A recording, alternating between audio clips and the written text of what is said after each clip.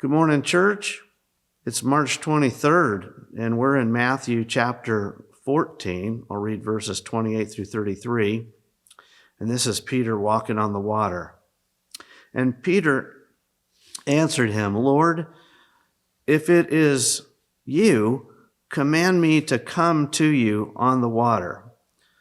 He said, "Come." So Peter got out of the boat and walked on the water and came to Jesus.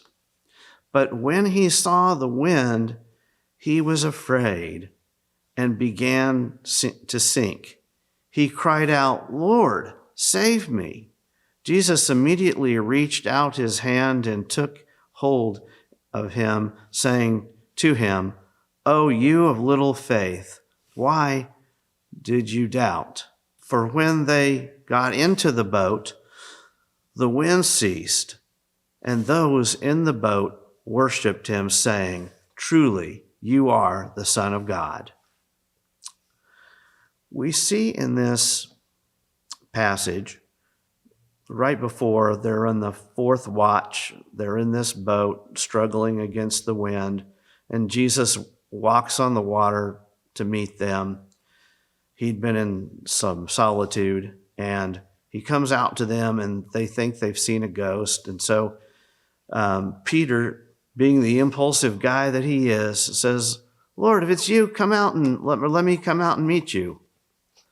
So this happens, and we know that Peter becomes afraid of the wind.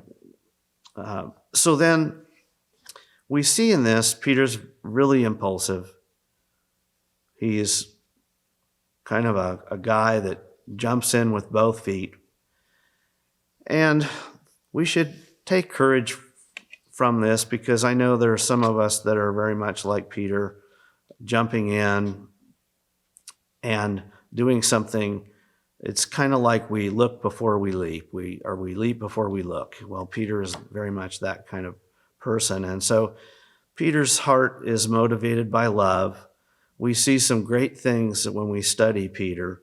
In Matthew 16, it is Peter that when Jesus asks his disciples, "Who do you say I am?" And Peter gives that great confession, "Well, you are the Christ, the Son of the living God." We see Peter denying, first giving Christ's undying loyalty, "I'll be with you to the end," and then denying him 3 times. One thing we see about Jesus is that Jesus wants us, his followers, or anybody that wants to begin to follow him, to count the cost. It's going to be costly to follow Christ.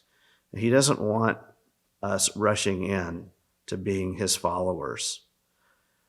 But we see that Peter loved Jesus, and his heart was motivated by love.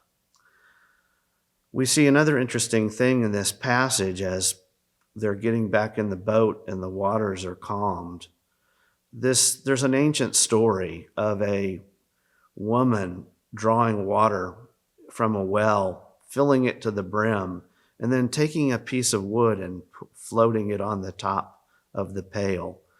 This passerby asked, "Why do you do that?" And without even just kind of shrugging it off, she says, "To keep the water from dripping out of the boat. If I keep the wood in the center, then the water doesn't slosh out of the pail." And so too, we see in the storms of life, if we cling to the cross, if we keep the cross at the center of any storm we're going through, it's a steadying influence. We know that Christianity isn't easy, but we know if we fix our eyes upon Jesus and focus on the cross and think of that as we're going through the trials and the sufferings, the temptations, the struggles, that this can be a calming influence on us. God bless you. Have a great day.